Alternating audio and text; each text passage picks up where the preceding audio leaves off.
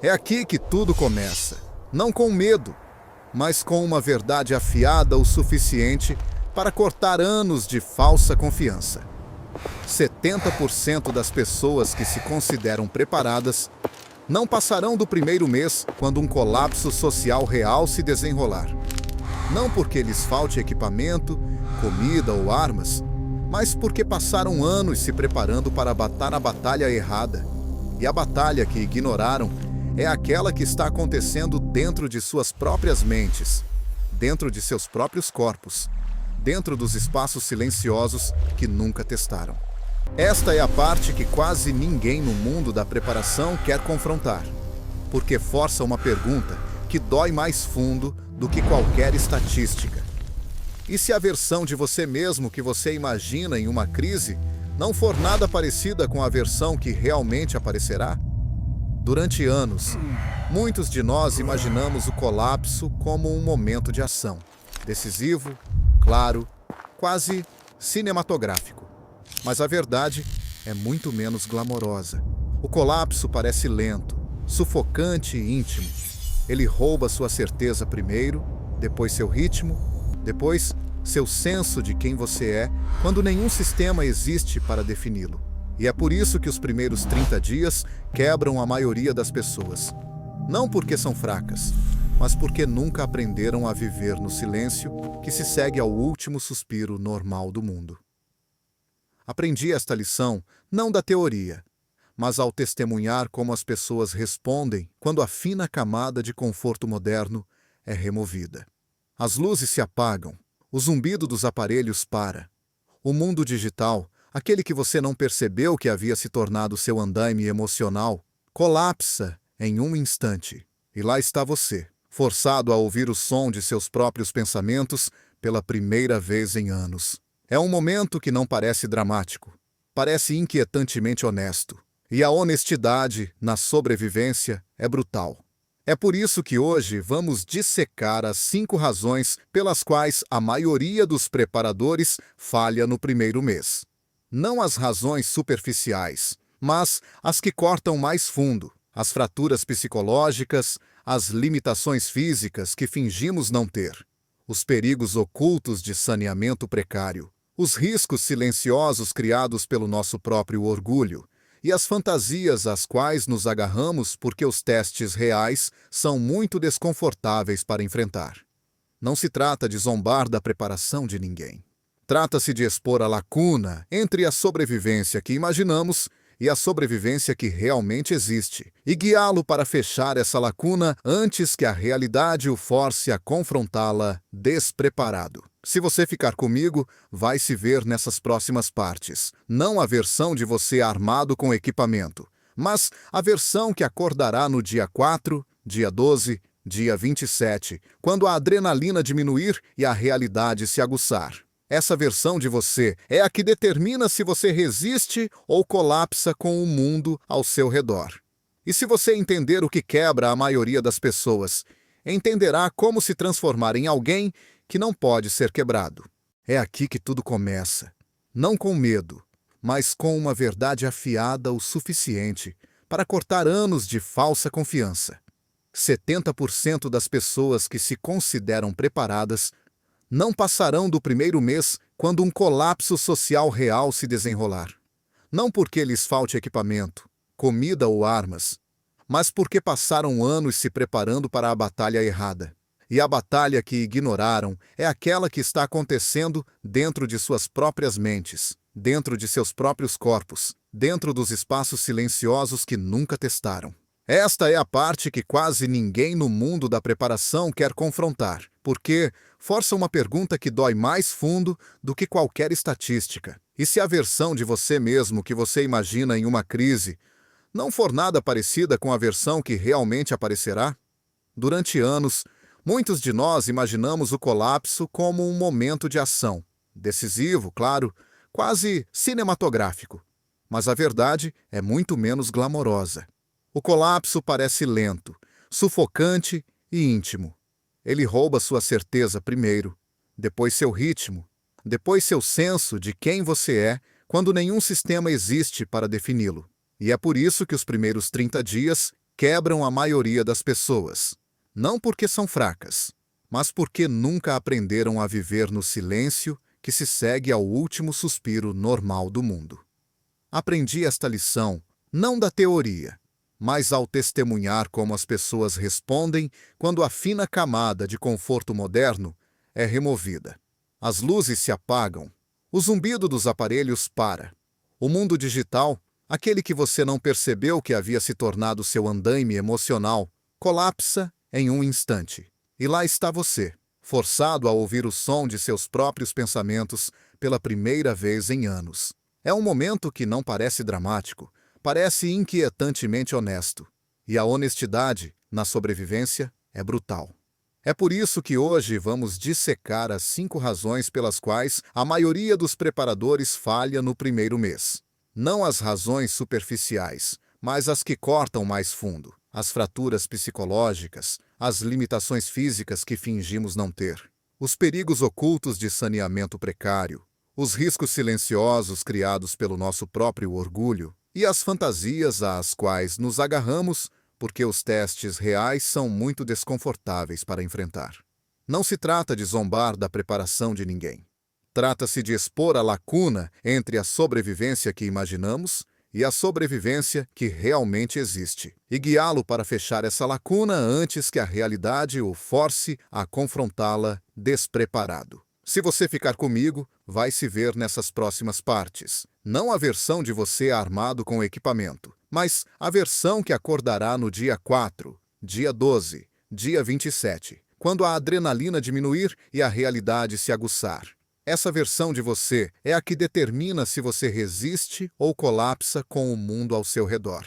E se você entender o que quebra a maioria das pessoas, entenderá como se transformar em alguém que não pode ser quebrado. Se a mente é a primeira barreira que colapsa em uma crise, o corpo é frequentemente a segunda, e falha muito mais rápido do que a maioria das pessoas espera. Muito antes de o perigo chegar à sua porta, antes que a escassez de alimentos se torne uma ameaça real, as exigências físicas da sobrevivência começam a minar as pessoas que passaram anos acreditando que o equipamento pode compensar o condicionamento. Mas nenhum estoque, nenhuma arma, nenhuma mochila de evacuação perfeitamente montada pode substituir um corpo capaz de suportar esforço, repetição e exaustão. A vida moderna nos redesenhou silenciosamente. Sentamos mais do que qualquer geração anterior a nós. Confiamos em máquinas para todas as tarefas pesadas. Levantamos com os dedos no teclado mais do que com as pernas ou as costas. Então, quando uma crise transforma a vida cotidiana em ciclos de 12 horas de trabalho manual, transportar água, cortar lenha, consertar abrigo, caminhar quilômetros por recursos, a maioria das pessoas descobre uma verdade brutal. Seus corpos foram construídos para a conveniência, não para a sobrevivência. Em um colapso real, o esforço físico não é ocasional, é constante. Toda tarefa simples se torna um imposto energético e você começa a pagar juros por anos de inatividade. Seus joelhos reclamam antes de sua mente.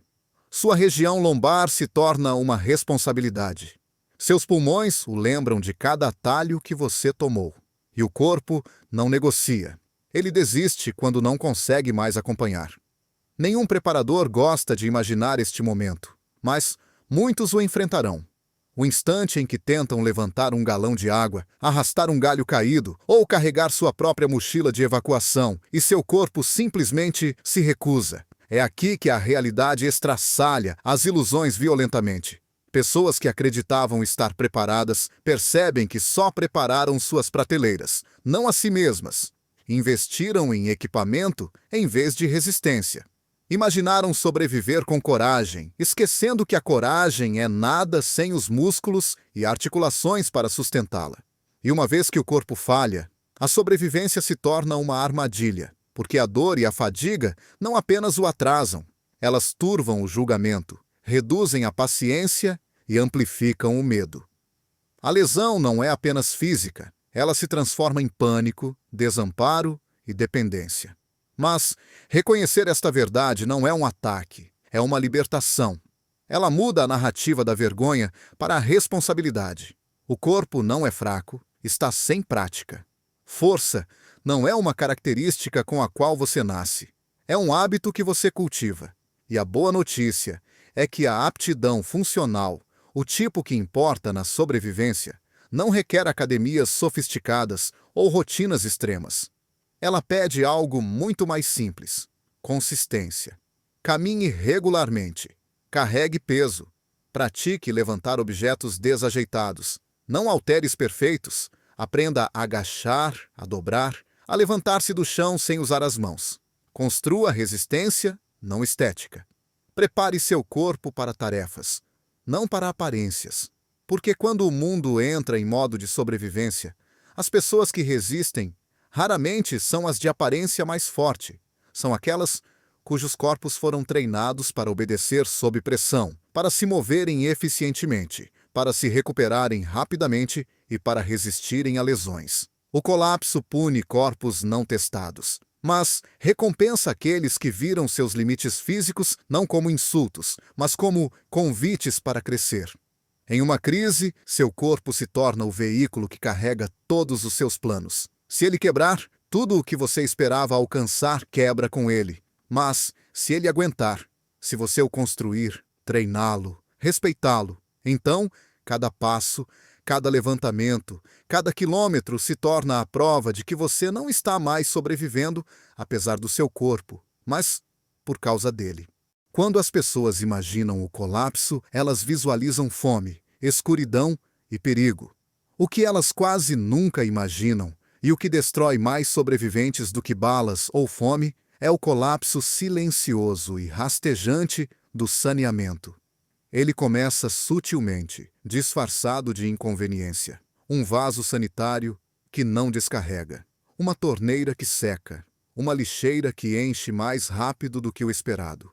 Mas em dias, essas pequenas irritações evoluem para uma ameaça muito mais humilhante e muito mais mortal do que a maioria dos preparadores jamais se prepara. Saneamento não é sobre conforto, é sobre dignidade, identidade e sobrevivência. E quando falha, não falha suavemente. No terceiro dia, sem água corrente, você nota os primeiros sinais. O cheiro pairando onde nunca antes.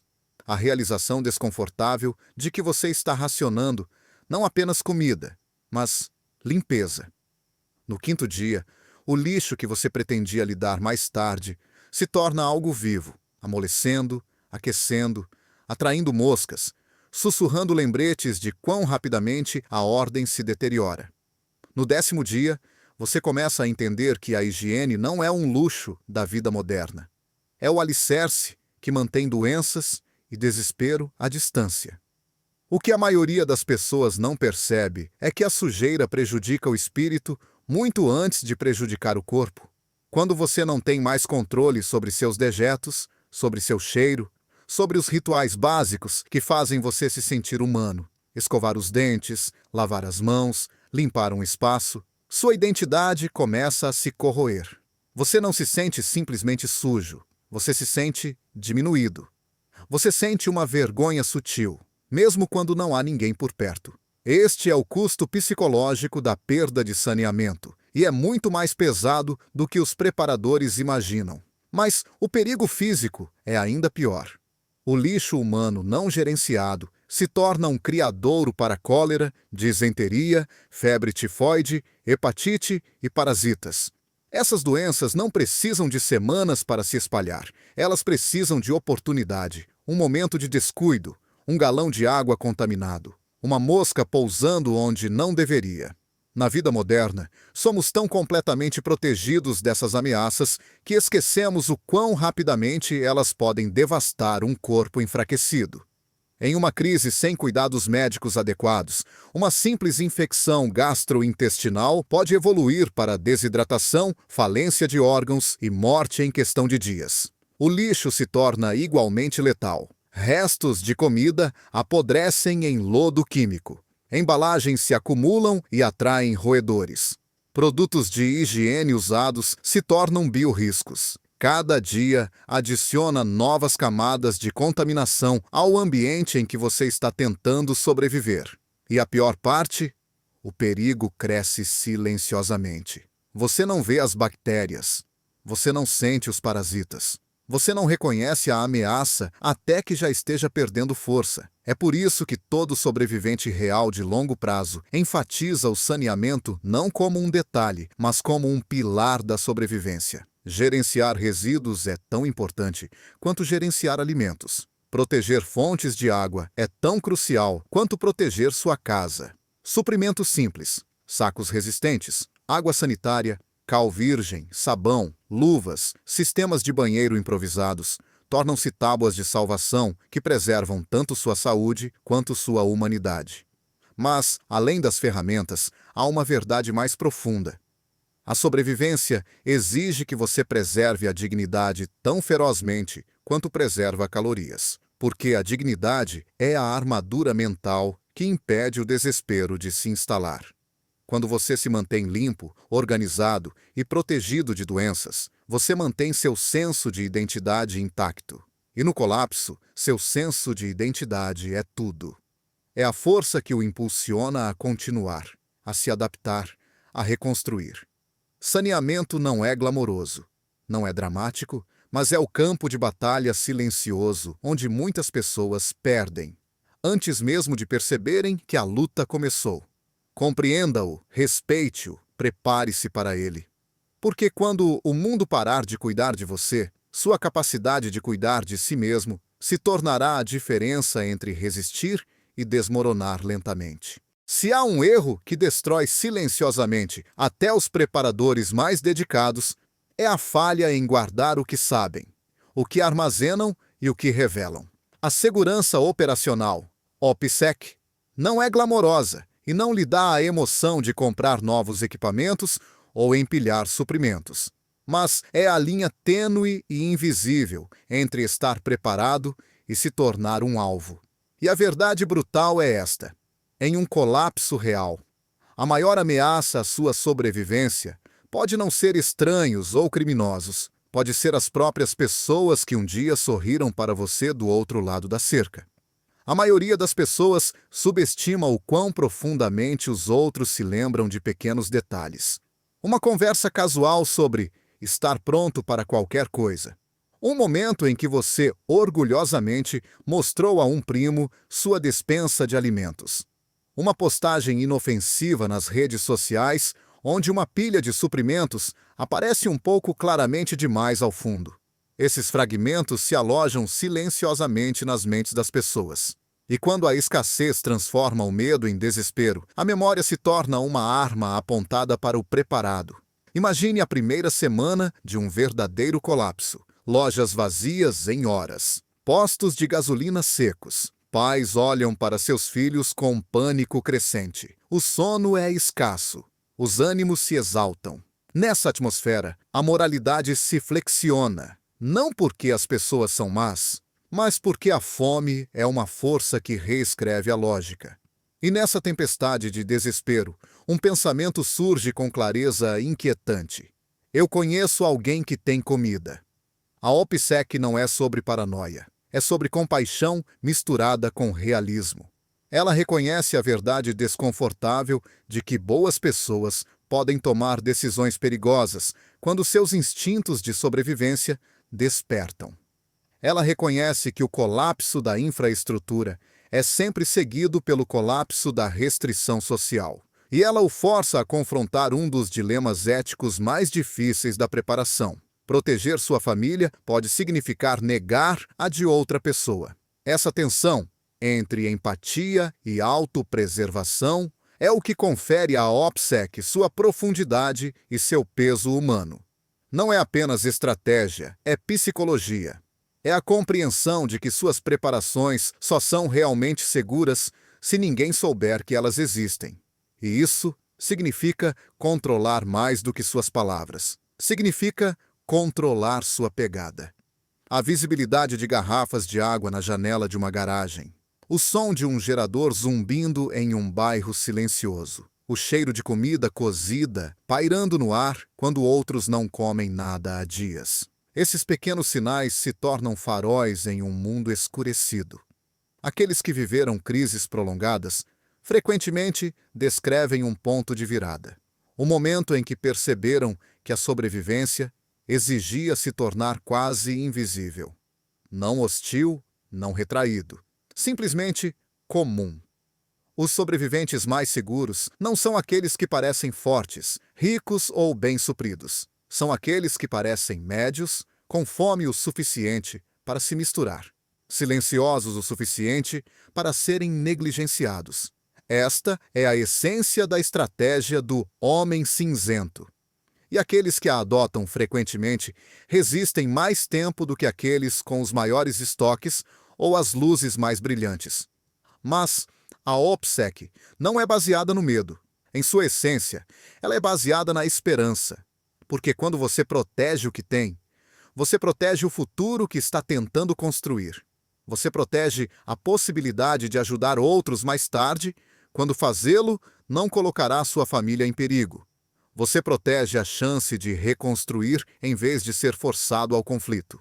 E você protege sua paz de espírito, sabendo que seu plano de sobrevivência não é minado por um momento descuidado de orgulho ou um senso equivocado de segurança. Em um mundo onde o desespero se espalha mais rápido do que a doença, o silêncio se torna uma forma de força. A discrição se torna uma forma de amor. E a capacidade de permanecer invisível se torna tão essencial quanto comida, água ou fogo. Porque a sobrevivência não é apenas sobre o que você armazena, é sobre o que os outros acreditam que você não tem. Existe uma ilusão silenciosa no cerne da preparação moderna. A crença de que possuir algo é o mesmo que dominá-lo. Que um filtro de água na prateleira é equivalente à água limpa.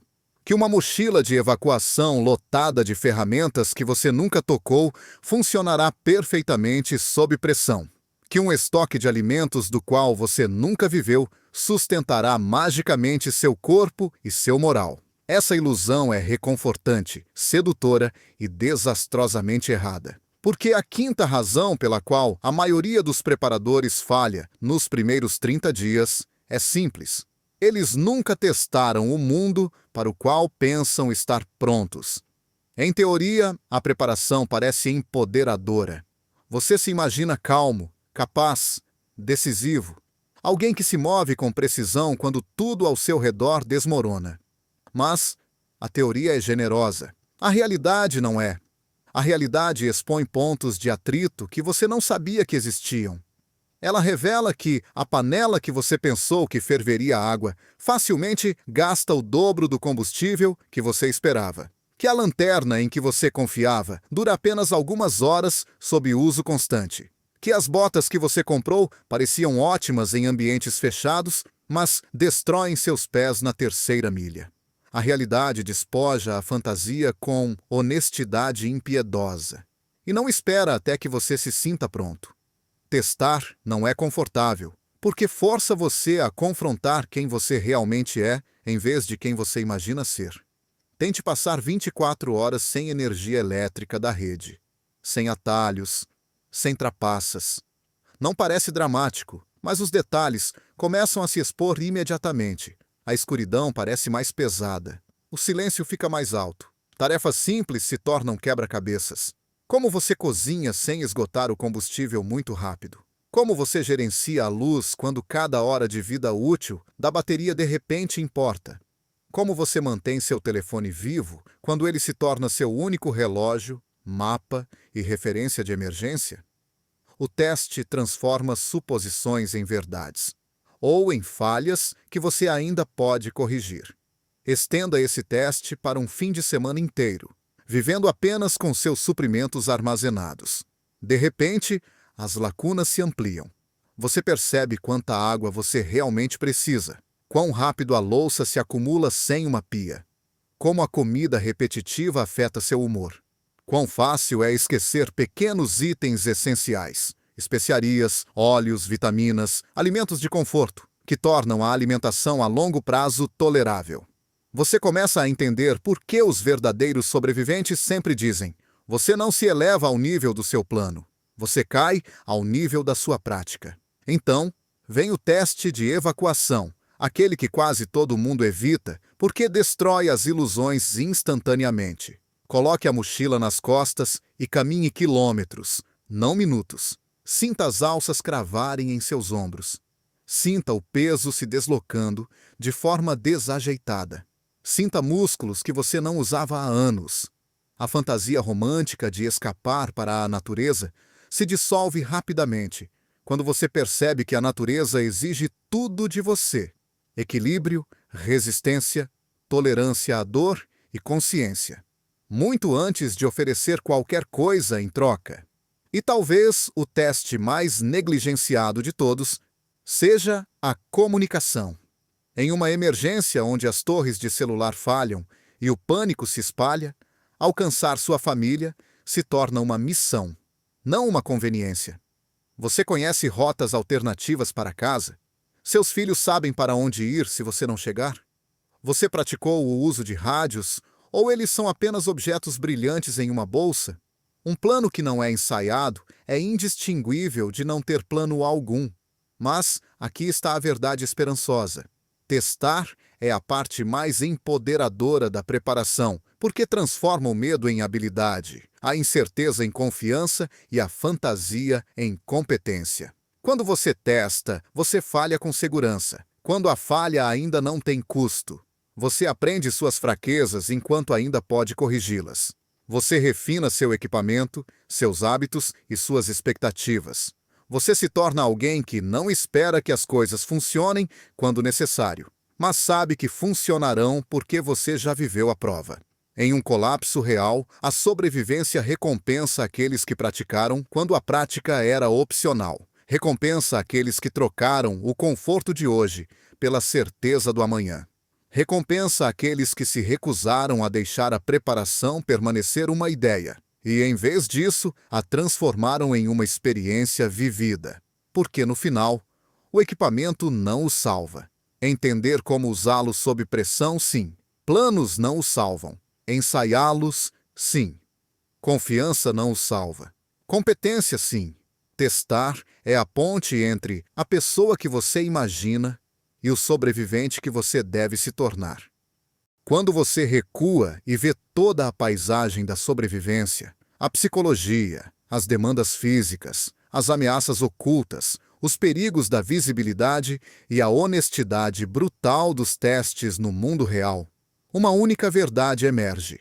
A preparação não é sobre objetos, é sobre transformação. Os primeiros 30 dias de qualquer colapso não apenas eliminam o conforto, eles eliminam as ilusões. Eles revelam, com precisão quase cirúrgica, a diferença entre alguém que coleciona ferramentas e alguém que se tornou uma ferramenta de sua própria resiliência. E essa distinção, muitas vezes, determina quem resiste quando o mundo silencia. A maioria dos preparadores falha não por falta de comida, água ou equipamento, mas porque não se construíram como pessoas capazes de carregar essas preparações. O equipamento não pode compensar uma mente frágil. Os estoques não podem superar um corpo destreinado para o esforço. As medidas de segurança falham quando o orgulho divulga sua prontidão aos ouvidos errados. E os planos colapsam instantaneamente quando permanecem fantasias não testadas em vez de experiências vividas.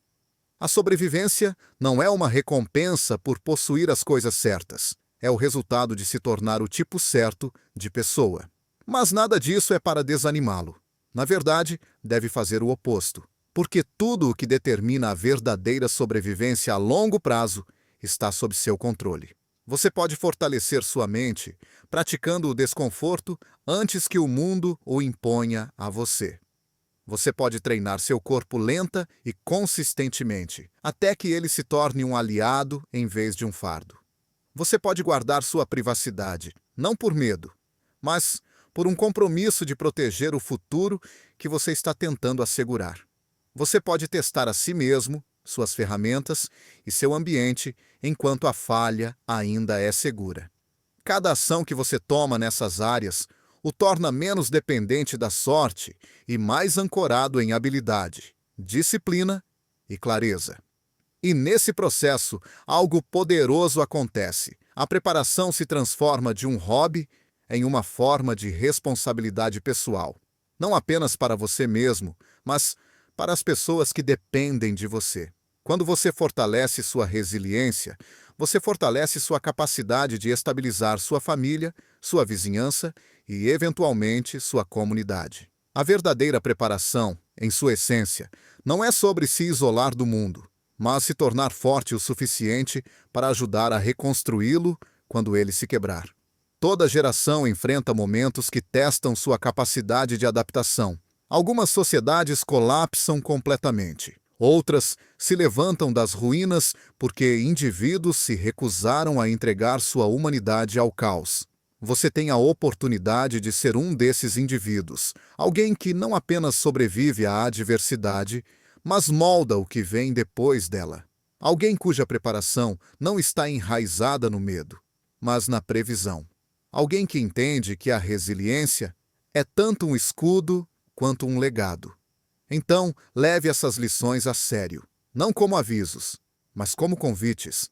Convites para construir uma mente que não se quebrará, um corpo que não falhará, um lar que não divulgará seus suprimentos e uma vida que foi testada, refinada e comprovada muito antes da crise chegar. A preparação não é sobre prever o futuro. É sobre preparar uma versão de si mesmo, capaz de enfrentá-lo com força, clareza e propósito, porque o mundo pode se quebrar. Mas você não precisa.